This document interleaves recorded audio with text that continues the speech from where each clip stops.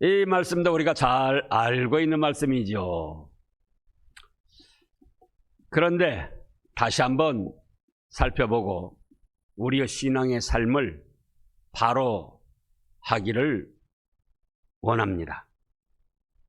자, 신앙의 역사나 인류 역사에 훌륭하게 된 사람들을 배우고 본받는 것은 훌륭하게 되고 하나님께로부터 축복을 받을 수 있는 비결이자 지름길이 됩니다.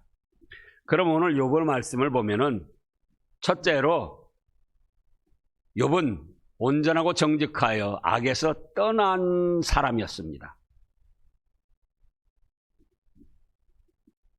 온전하고 정직하게 악에서 떠났다고 할 때 자칫 우리가 오해를 할 수 있습니다. 완전 무결한가? 아닙니다. 완전 무결하여 흠과 티가 전혀 없는 사람이 아니고 온전하다는 것은 정직하다는 것이고 정직하다는 것은 악에서 떠났다는 것이고 악에서 떠난 것은 정직한 것이고 정직한 것은 온전하다. 이렇게 연결되는 것입니다. 그래서 온전하고 정직하다고 할 때 하나는 자기의 분수를 알고 자기 자리를 잘 지키는 겁니다. 뭘 알고요? 자기 분수, 자기 자리, 자기 처지를 알고 자기 자리를 잘 지키는 거예요.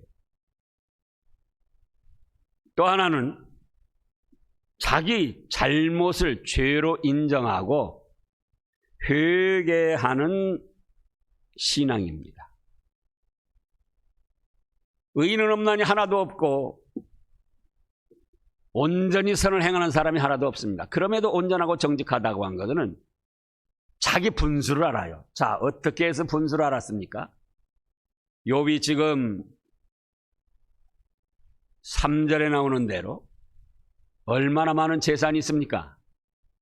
지금으로 말하면 수조 원대의 재산이 있는데 그것이 하룻날에 다 불타고 강도 떼들에게 빼앗기고 바다에서 파손되고 다 없어졌습니다. 또 자기 일곱 아들 세 딸이 잔치하다가 태풍이 불어와가지고 한 번에 즉사를 했습니다. 우리가 실제로 돈 1,000만 원, 2,000만 원, 5,000만 원 잃어보면은 어떻습니까 그때? 얼마나 애를 태우고 밤잠을 못 자고 그것 때문에 고민을 하고 괴로워하고 그럽니까? 그런데 수조 원대 되는 재산이 하루아침에 다 하룻날에 다 잃어버렸습니다. 다 날아가 버렸어요. 우리가 자녀들이 조금만 아프고 그래도 또 얼마나 애를 태우고 걱정을 합니까? 우리 자녀가 먼저 죽었다. 그때도 얼마나 괴로워하고 슬퍼하고 걱정을 하느냐 그 말이에요. 그런데 일곱 아들 세 딸이 하루날에 다 죽었습니다. 그런 소식을 들은 욥이 뭐라고 합니까? 내가 알몸으로 왔다 알몸으로 가오니 주시니도 여호와시오 취하시니도 여호와시니 여호와께서는 찬송과 예배를 받으실지어다. 자기 분수를 아는 거예요. 자기 자리. 자기에게 수조 원대 재산이 있었지만 그건 자기 것이 아니고 하나님께서 자기에게 관리하라고 맡겨주신 자기는 청지기에 불과했다. 주신 이도 하나님이시오 거두신 이도 하나님이시니 하나님은 예배를 받으셔야 된다. 얼마나 멋있는 신앙의 고백입니까? 또 아들 일곱 세 딸이 다 죽었지만 그 역시도 주신 이도 하나님이시오 거두신 이도 하나님이시라는 거예요. 자기가 원래 어떻게 왔다고요? 알몸으로 왔다. 빈손 들고 왔다. 빈손 들고 가는 자기 자리, 자기 자신의 위치, 자기 자신의 분수를 너무나도 잘 알고 있습니다. 이것이 온전하고 정직하고 악에서 떠난 것이라는 거예요. 이것이. 그런데 오늘날 수많은 사람들이 어떻게 합니까? 심지어는 그리스도인들까지도 자기의 관리하고 있는 것이 전부 자기가 노력하고 수고의 대가로 얻은 자기 것으로 착각을 합니다. 그러니까 많이 거두고 많이 가졌을수록 이건 내 수고의 대가다, 내 것이다 그러면서 자기 자신을 과시하며 교만하게 나갑니다. 그러면 그것은 완전하지 못한 것이고 정직하지 못한 거예요. 자기 건강 누가 주셨습니까? 하나님께서 주셨습니다. 자기에게 사업할 수 있는 지혜 누가 주셨습니까? 하나님께서 주셨습니다. 직장에 다니고 일을 하고 돈을 벌고 그 모든 환경 누가 주셨습니까? 하나님이 주셨습니다. 우리가 호흡하고 사는데 그 산소는 누가 주셨습니까? 낮에 햇빛은 누가 주시고 바람은 누가 주시고. 그러니까는 참으로 온전하고 정직한 사람은 나는 아무것도 아니구나. 자기 자리, 자기 분수를 안다 그 말씀이에요. 그런데 이 자기 자리, 자기 분수를 모르는 사람은 모든 것을 자기 것으로 알고 자기가 왕이 돼가지고 마치 브레이크 없는 자동차처럼 교만 방자하기를 멈추지 않고 계속 진행해 나갑니다. 그러나 안타깝게도 그 결과는 하나님 앞에 심판받을 것밖에 없다는 것입니다. 자, 천사가 어떻게 해서 사탄 마귀가 됐습니까? 천사가 사탄 마귀가 된 천사 말입니다. 그룹이라는 천사 무리인데 천사들 중에서도 아주 아름답고 영광스럽게 지음을 받았다 그랬습니다. 자, 에스겔 28장을 보겠습니다. 에스겔 28장.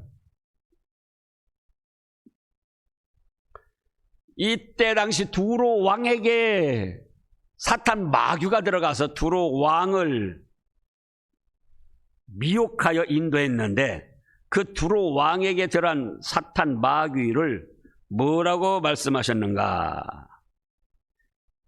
14절부터 보면은요. 자, 그 전에 좀 시간이 걸리지만 그 전에부터 보자고요. 12절. 인자야, 두로 왕을 위하여 슬픈 노래를 지어 그에게 이르기를 주여 여호와의 말씀에 너는 완전한 도장이었고 지혜가 충족하여 온전히 아름다웠도다.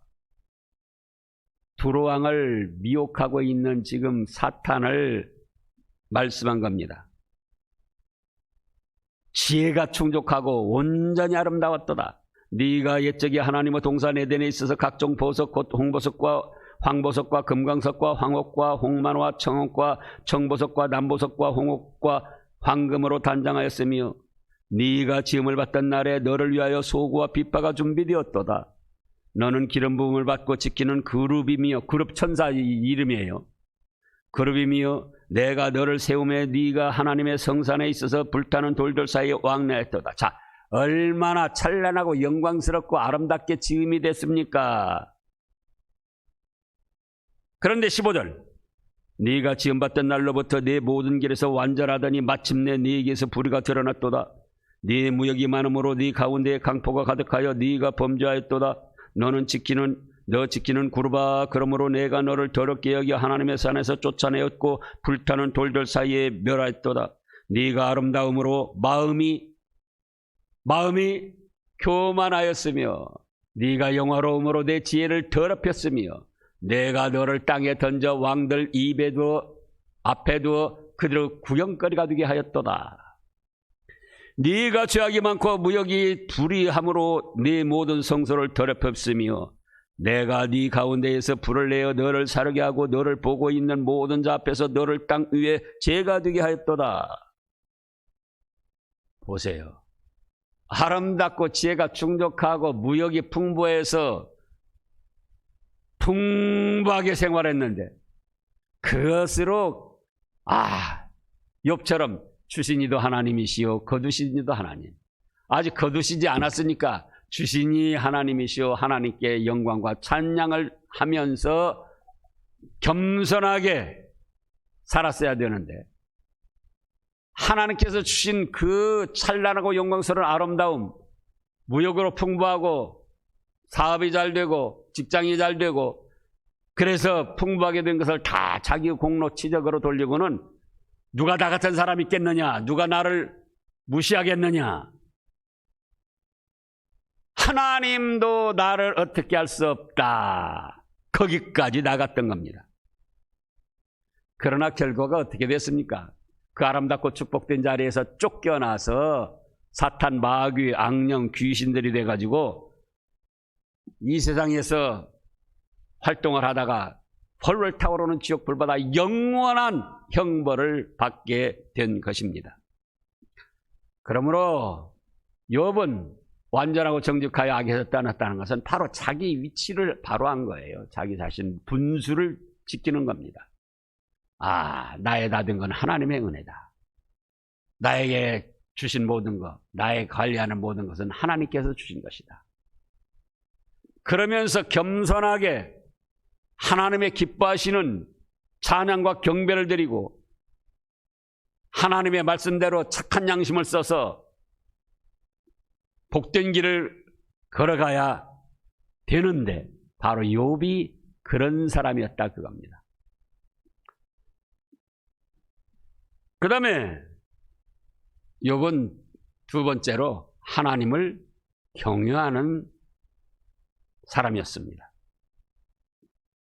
지금 1절에서도 그 말씀을 했고 8절에서는 하나님께서 친히 증거, 변호를 해주셨어요. 8절 말씀에 하나님 앞에 사탄이 뭐라고 합니까? 아이고 하나님, 뭐 욥이 뭐 괜히 하나님 잘 섬기는 줄 아세요?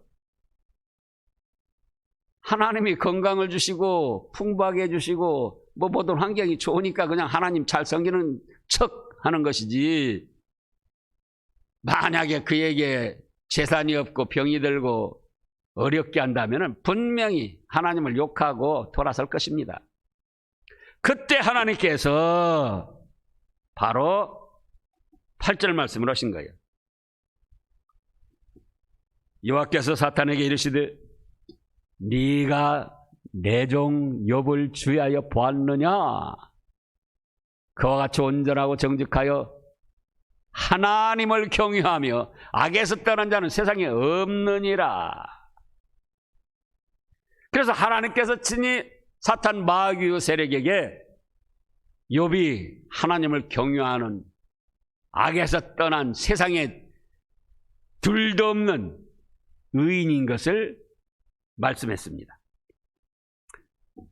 우리가 경외라는 말씀을 잘 익히고 심어야 됩니다.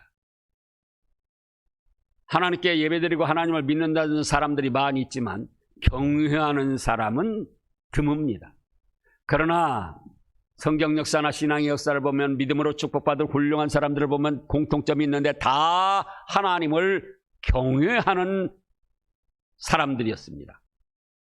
지난주에도 말씀이 있었듯이, 자, 최초의 순교자 아벨도 하나님을 경외하는 사람이었습니다. 우리 인간은 죄가 있어서 하나님 앞에 나갈 때 그냥 나갈 수가 없고 피의 제물을 드려야 된다. 이 양처럼 제가 피를 흘리고 죽어야 되는데 대신 이 양을 바치니 하나님 저를 받아주시옵소서. 또 앞으로 예수님이 오셔서 이렇게 피 흘려 저희의 대속의 제물이 되어주실 것을 믿습니다 하는 믿음, 하나님 앞에 죄인으로는 설 수 없고 사죄 은총을 받아야 설 수 있다는 하나님을 경외하는 믿음, 그 믿음으로 그렇게 했던 거예요. 그런데 가인은 어떻게 했습니까? 가인은 내가 죄를 지면 얼마나 졌다고, 어떤 사람은 죄 없나? 나는 내가 농사지은 그 곡물로 제물을 드릴 거야. 그러니까 하나님의 말씀을 거스리고 피의 제물을 안 드리면서도 두려움 없이 그냥 나간 거예요. 그러니까 하나님이 뭐라고 하셨습니까? 너가 나한테 제사도 드리고 국물을 드렸지만 나는 네 제물과 너 자신을 받지 않는다. 이렇게 말씀하셨지 않습니까? 가인에게는 하나님을 경외하는 믿음이 없었습니다. 하나님 섬기고 하나님께 제사 드리고 예배 드리지만 하나님을 경외하는 믿음이 없었어요. 하나님과 그 말씀을 거역하면 큰일이 나는 줄 알고, 큰 재앙이 임하는 줄 알고, 하나님의 심판이 있는 줄 알고 벌벌 떨면서 두려워하며 그 하나님의 말씀대로 순종하고자 하는 하나님을 경외하는 믿음이 가인에게는 없었던 겁니다. 그 다음에 찾아보면 어떻습니까? 아브라함도 하나님을 경외해서 아들을 번제로 바쳤다고 그랬잖아요. 요셉도 하나님을 경외해서 그 어려운 난관들 다 이겨내고 이집트의 총리 대신이 돼서 수많은 사람들을 살려내는 구원자가 됐잖아요. 다윗도, 다니엘도, 신약시대의 훌륭한 인물들도. 그래서 우리가 하나님을 섬기며 예배를 드리는데 그보다 한층 더 우리 믿음을 승화시켜서 하나님을 경외하는 믿음을 가져야 됩니다. 뭐라 했습니까? 하나님과 그 말씀을 거역하면 큰 재앙이 있는 줄 알고 두려움을 가지고 조바심을 가지고 떨리는 마음으로 하나님의 말씀을 거역하지 않으려고 순종하는 것입니다. 자, 우리 로마서 1장을 또 보겠습니다. 로마서 1장 28절 말씀부터 보면은 또한 그들이 마음에 하나님 두기를 싫어하며 하나님께서 그들을 그 상실한 마음대로 내버려 두사 합당하지 못한 일을 하게 하셨으니 믿음의 사람으로서 합당치 못한 일을 하게 되는데 왜 그렇게 됐냐? 하나님이 그들의 마음을, 하나님 섬기는 마음을 잃어버린 그대로 내버려 뒀다는 거예요. 그래가지고는 그들이 어떤 일을 합니까? 29절에 곧 모든 불의, 추악, 탐욕, 악의가 가득한 자요, 시기, 살인, 분쟁, 사기, 악독이 가득한 자요, 수근수근하는 자요, 비방하는 자요, 하나님께서 미워하시는 자요, 능욕하는 자요, 교만한 자요. 하나님께서 미워하시는 자는 우상 섬기는 자들을 말합니다. 능욕하는 자, 괜히 다른 사람들 모욕하고 모함하고 또 교만한 자, 자랑하는 자요, 악을 도모하는 자요, 부모를 거역하는 자요, 우매한 자요, 배약하는 자요, 무정한 자요, 무자비한 자라. 32절에 보면 그들이 이 같은 일을 행하는 자를 지식으로는 압니다. 사형이 해당한다고 하면서 하나님께서 그렇게 정하신 것을 알면서도 그 지식으로는 알아요. 그런데 자기들도 그런 일을 하고 그런 일을 행하는 자를 옳다고 안다, 그 말씀이에요. 만약에 하나님을 경외하는 사람이라면 불의한 일이나 추악한 일이나 또 시기, 분냄, 수근수근, 비방을 하면은 하나님을 경외한다면 내가 왜 이럴까? 두려워하며 자기를 절제를 시켜야 돼요. 자제를 해야 됩니다. 그런데 28절에 있는 대로 그들이 마음에 하나님 두기를 싫어하고 믿음의 사람이면서도 자기 감정 따라 욕심 따라 나가니까 하나님 잃어버린 상실한 마음대로 하나님이 내버려 두셨다는 거예요. 그래서 불이나 악독이나 수근수근이나 비방이나 교만하게 나가면서도 두려운 마음이 없다면 그건 하나님을 경외하는 게 아니에요. 하나님을 믿는 종교 생활은 하겠지만 하나님을 경외하는 믿음은 아닙니다. 다른 사람의 잘못을 비방하기 전에 뭘 하셨습니까? 남의 눈에 티를 보기 전에 네 눈에 들보를 빼어라.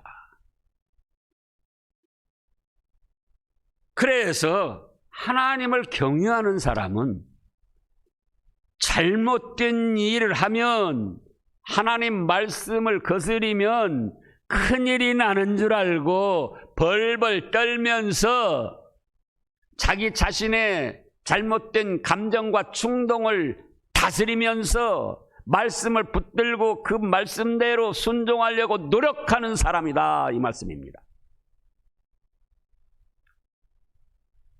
그런가 하면은 그것만 가지고는 안 된다고 그랬죠. 하나님과 그 말씀을 순종하면, 자, 추악한 일, 추접한 일을 버리고 탐욕도 버리고 살인, 분쟁, 시기, 살인, 실제로 살인도 있고 미워하는 것도 살인이라고 그랬죠. 악독, 수근수근하는 거, 비방하는 거, 교만한 거, 이걸 버리고, 감정은 자꾸 충동을 하는 거예요. 마귀도 자꾸 충동을 합니다. 그러나 아니, 내가 누군가 하나님의 자녀요, 교회의 직분을 받고 천국을 향하여 전진해 나가는 믿음의 사람이 아닌가.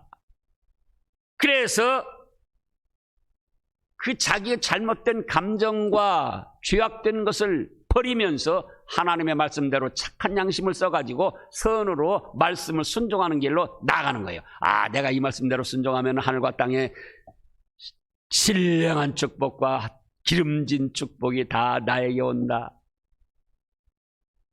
그러니 기쁘고 즐겁고 감사하면서 하나님의 말씀을 순종하고 이루어가는 것입니다. 욥이가 바로 그런 하나님의 경외하는 믿음을 가졌다, 그 말씀입니다.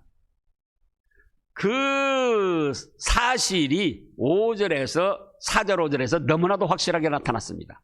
자, 생일날 잔칫날이면은 서로 모여서 즐거이며 잔치를 합니다. 그런데 잔치가 끝나면 욥이 어떻게 한다고 그랬습니까?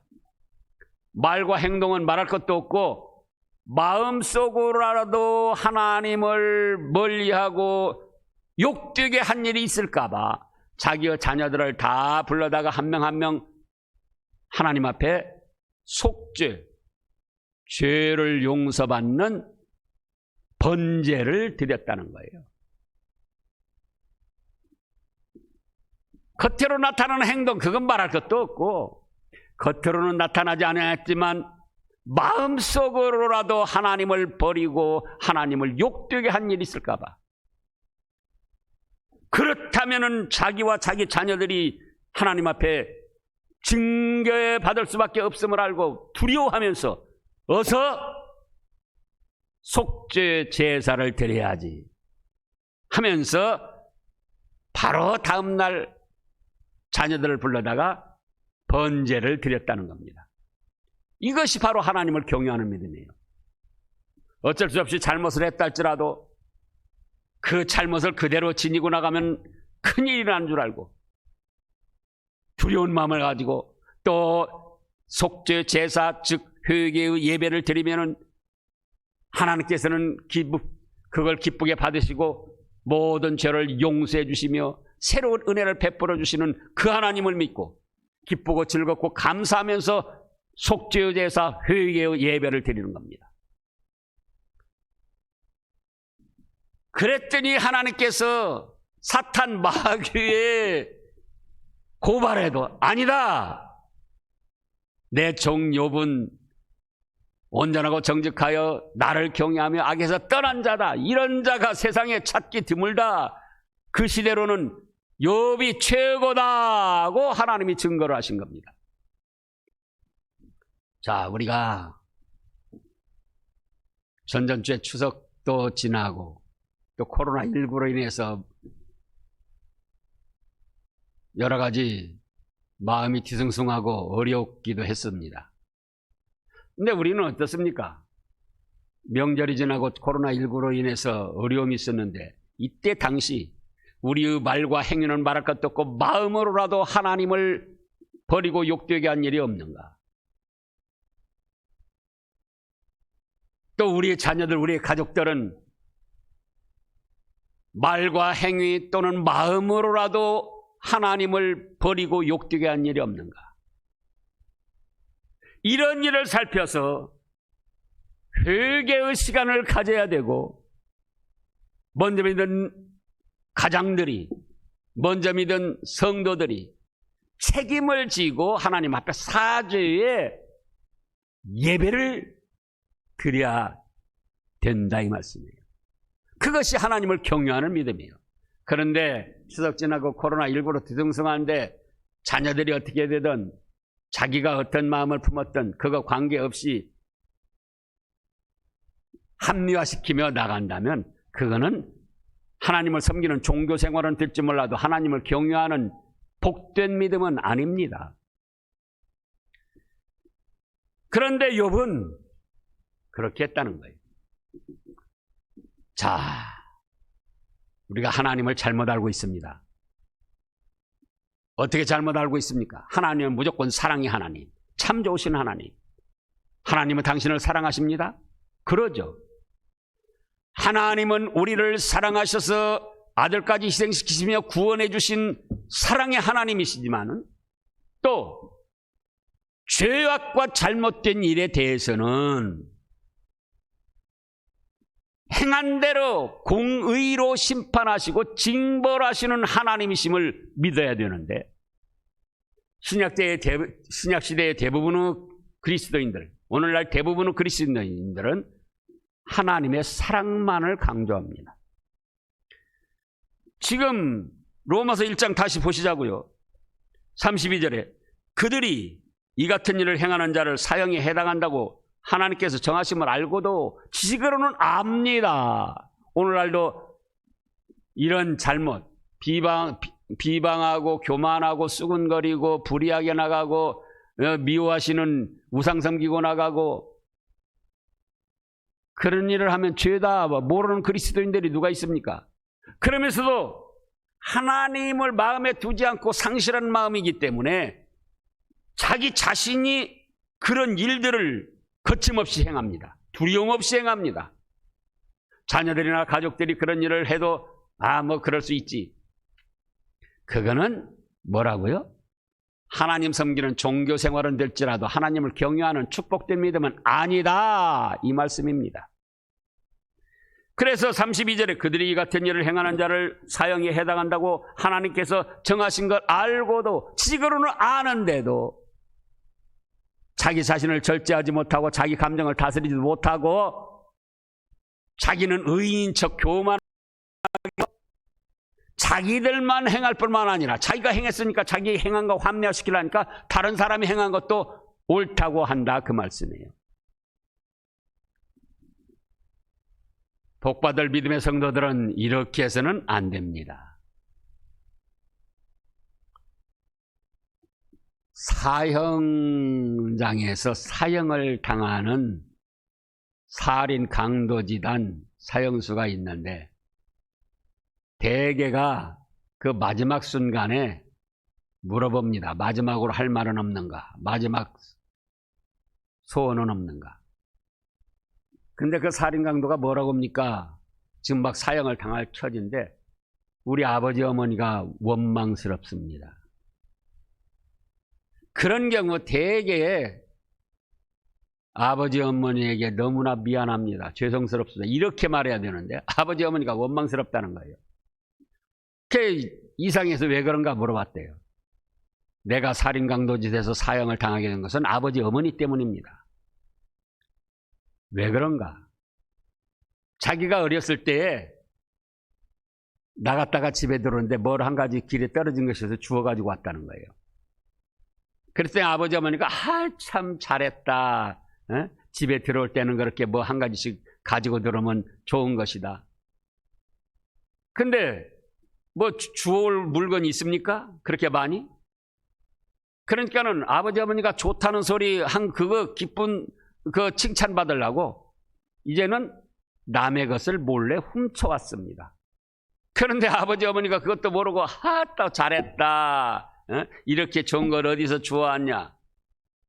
그렇게 시작해서 나중에 강도짓하다가 들키니까는 그거 벗어나려고 살인까지 해서 결국은 그동안 지은 죄가 다 드러나가지고 사형을 당하게 됐다, 그 말씀이에요.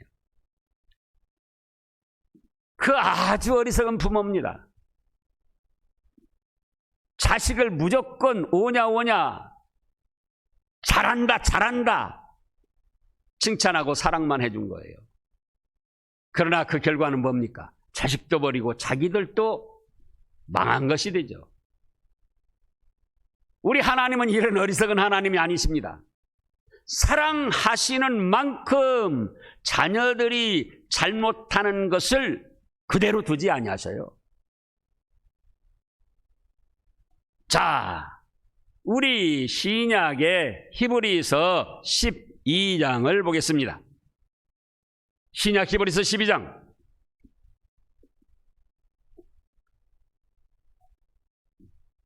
4절 말씀부터 보면은요, 너희가 죄와 싸우되 아직 피 흘리기까지는 대항하지 아니하고, 아까 로마서 1장 28절부터 나오는 거 있죠? 그게 다 죄 아닙니까? 그런 것을 절제하고 벗어나고 하나님의 말씀대로 착한 양심을 써서 선을 행하기 위하여 피를 흘리기까지 자기 자신이 그만큼 애를 쓰고 힘을 써서 물리쳐야 된다는 겁니다. 그런데 죄인 줄 알면서도 자기도 행하고 다른 사람들도 행하는 것을 옳다 하고 피 흘리기까지는 대항하지 아니하고 그렇게 나가니까 하나님께서 마침내 징계를 하십니다. 또 아들들에게 권하는 것 같이 너희에게 권면한 말씀도 잊었도다 일렀으되 내 아들아 주의 징계하심을 경히 여기지 말며 그에게 꾸지람을 받을 때에 낙심하지 말라. 주께서는 그 사랑하시는 자를 징계하시고, 누구를 징계해요? 아까 어리석은 부모처럼 잘못을 하고 있는 무조건 뭔만 가져오면 좋다 잘한다 옳다 그러신 것이 아니고, 정말 우리 하나님께서는 사랑하시는 자에게는 잘못을 할 때에 징계를 하신다, 그 말씀입니다. 그가 받으시는 아들마다 참 믿음의 사람마다 잘못할 때 채찍질을 하신다는 거예요. 7절에 너희가 참으면 징계를 받기 위함이라 하나님의 아들과 같이 너희를 대우하시나니 어찌 아버지가 징계하지 않는 아들이 있으리요. 징계는 다 받는 것이오늘 너희에게 잘못이 있을 때에도 징계가 없으면 사생자요 친아들이 아니다, 이렇게 말씀하셨지 않습니까? 그래서 우리 하나님은 어리석은 부모가 아니에요. 어리석은 하나님이 아니십니다. 아들을 아끼지 않고 희생하시면서까지 우리를 사랑하시고 구원하셔서 천국 복락을 누리게도 하시지만, 잘못을 저지를 때는 정말 사랑하시는 믿음의 사람에게는 징계를 하십니다. 그런데 징계를 안 하면은 사람들이 그러는 거예요. 징계가 없으면은 자기가 잘못한 일을 합리화시킵니다. 하나님도 내가 잘못하는 거 다 그냥 옳다고 봐주시는구나. 그런데 그러면 안 됩니다. 하나님을 경외하는 믿음은 그것이 아니에요. 자, 우리 또 잘 아는 대로 전도서 8장 11절 말씀을 보겠습니다. 전도서 8장 11절 뭐라고 하셨습니까? 악한 일에 관한 징벌이 속히 실행되지 아니하므로, 뭐라 했어요? 인생들이 악을 행하는데 마음이 담대하도다. 우리가 이러면 안 되죠. 악한 일에 관한 징벌이 속히 실행되지 아니하므로 악을 행하기에 담대하다, 두려움 없이 나간다. 그러면 안 된다, 그 말씀이에요. 하나님을 경외하는 믿음은 어쩌다가 악을 행했어도, 어쩌다가 수군거렸어도, 어쩌다가 교만하게 나갔어도, 어쩌다 비방을 했어도, 어쩌다 모욕을 했어도 아니 내가 왜 이럴까?